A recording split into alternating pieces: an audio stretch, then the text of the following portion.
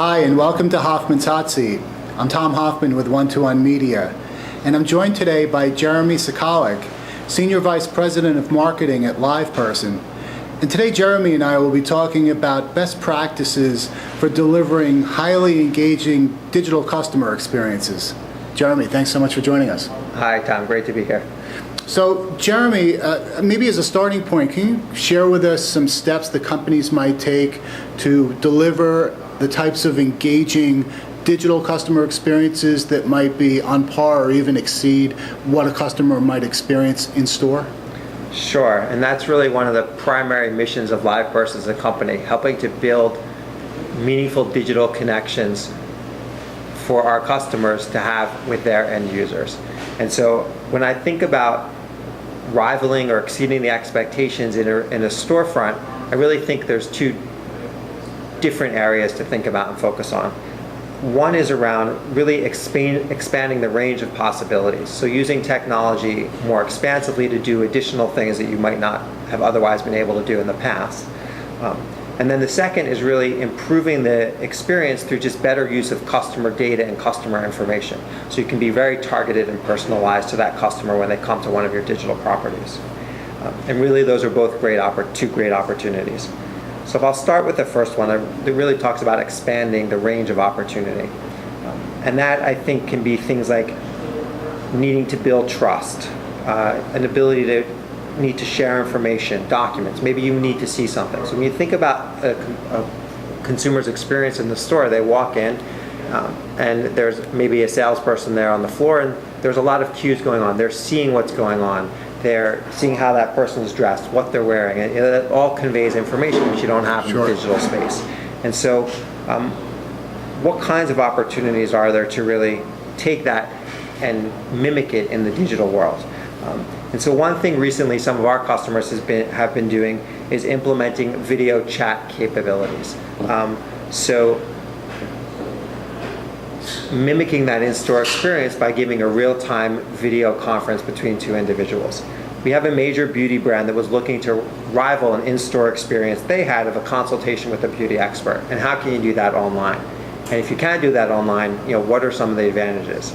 And so they implemented video chat, and a beauty expert actually engages with the person, sees what they look like, talks to them a little bit back and forth via the chat, and then can make a recommendation about things like the best foundation makeup color or different kinds of makeup to use.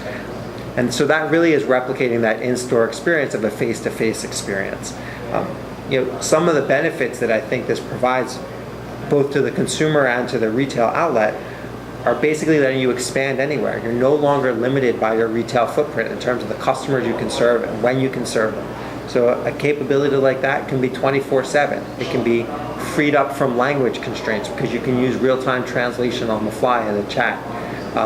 So I think there's a lot of opportunity to do things like that where you can bring your product not outside of your brick and mortar stores to lots of different places by using technology and the digital space. So that was one example. I think we had a similar example with a leading global private bank. Their trust is very important. And again, if you want to think about where face-to-face matters, these cues that you have individually between people and just that sense of camaraderie that you can develop when you're in an in-person meeting, none of that existed in the typical digital world where at best you were chatting with someone on a desktop. And by implementing video capabilities so that I can escalate a chat like that to a video conference, it gives the bank the opportunity to segment, identify high priority leads, and then move someone along to that higher cost engagement channel, but for the right lead, it's absolutely worth it. And it's able to create that level of trust that might not otherwise exist. Sure. Thanks. Those are good examples. And it's interesting that you talked about video because there, as you pointed to, there are so many things that video can alert us to in terms of a person's behaviors and nuances and so forth. And in the banking example, given the level of trust that customers do want from the financial services companies they work with, being able to have a face-to-face with a banking official I'm sure helps to strengthen trust with customers. Yeah, no, we've seen that quite a bit, and this is on the leading edge of customer engagement, but lots of our customers are thinking about how they can do this and where they can do it and where it makes sense.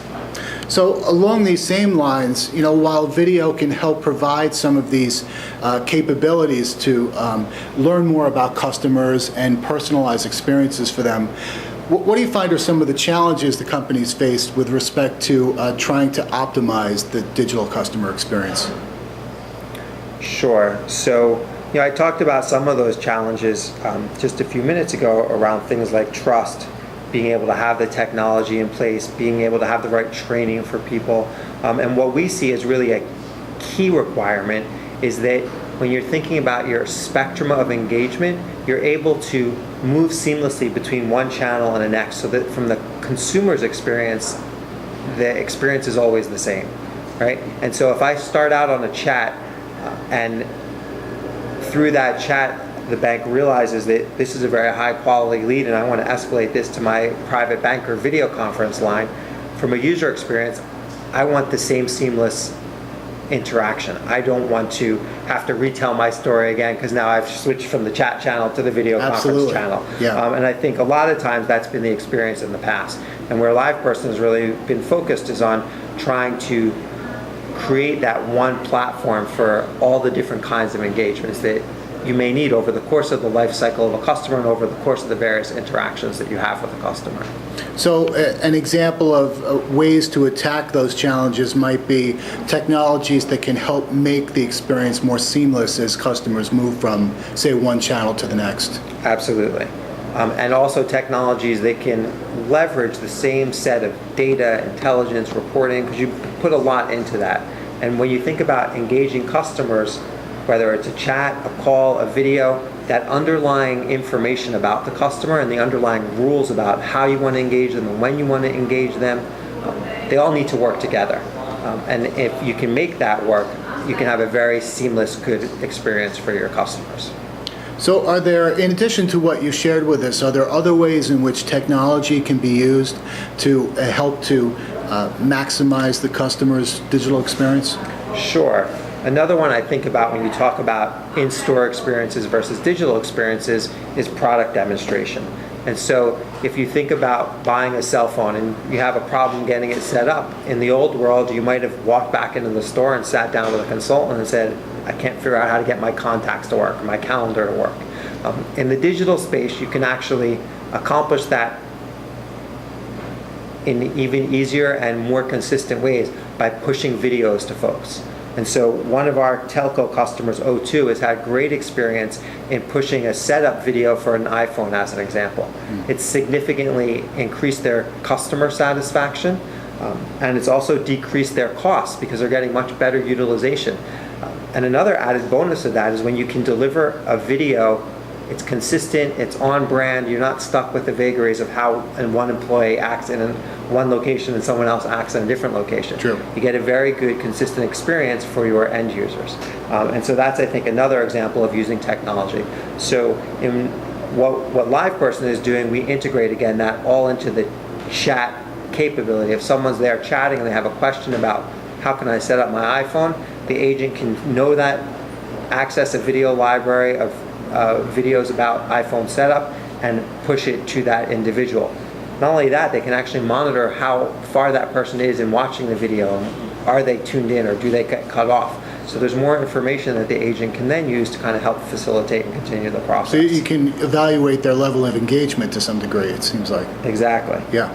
Okay, thanks. So can you also point to examples of companies that you feel are really doing an exceptional job of delivering digital customer experiences along with some of the types of things that they've done? Sure. And I think to your earlier point, when we think about customer engagement and experience, we don't just want to mimic what happens in the store. We really want to be able to exceed and improve upon what happens there.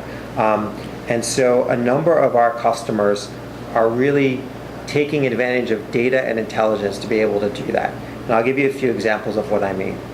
So knowing who the customer is, being able to link to a CRM system that knows their history, the purchases they've made. Maybe they're a member of a frequent buyer or a loyalty program. having that immediacy to kind of respond right away when someone wants something. Looking at geolocation, being able to link to inventory. There are all different kinds of data sets that can help optimize the experience and make it personalized for a visitor. And LivePerson works with our customers to bring all those kinds of data elements into the decision so that when we're actually engaging with someone, we know something about them.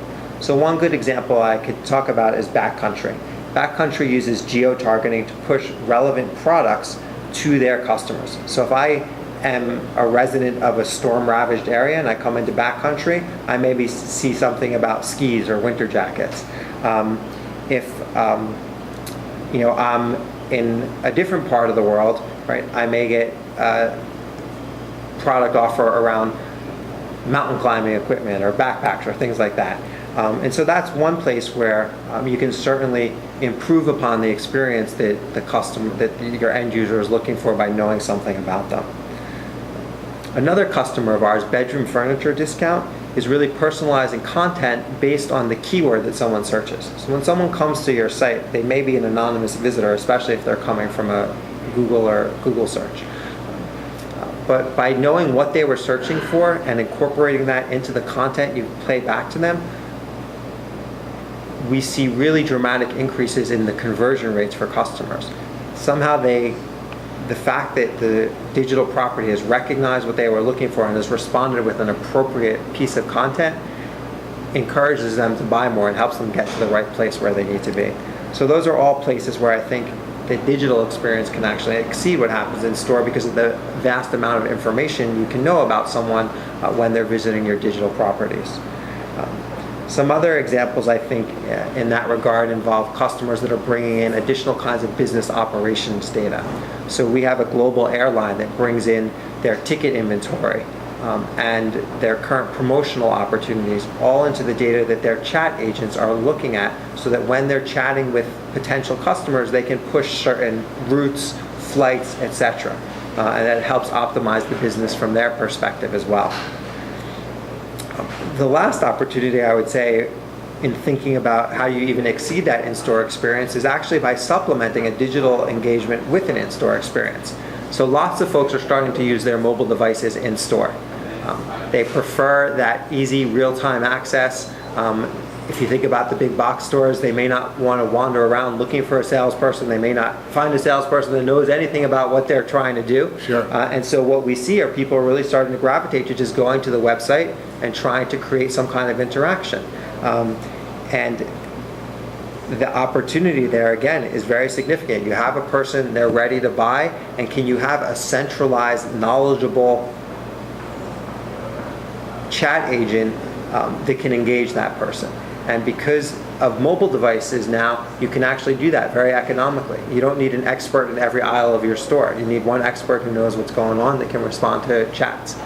Right. So we're seeing that as a very significant change in consumer behavior, even in the retail store, by using digital capabilities. Those are great examples. So thanks for sharing those. And I think it also speaks to how when you demonstrate as an organization that you know who a customer is and you provide them with relevant and personalized messaging based on what you know about them and their needs and preferences, that can go a long way towards building loyalty with them as well. Absolutely. I think as a consumer, when you come to a digital property like that, you appreciate that this company is taking an extra step to know you and serve you better.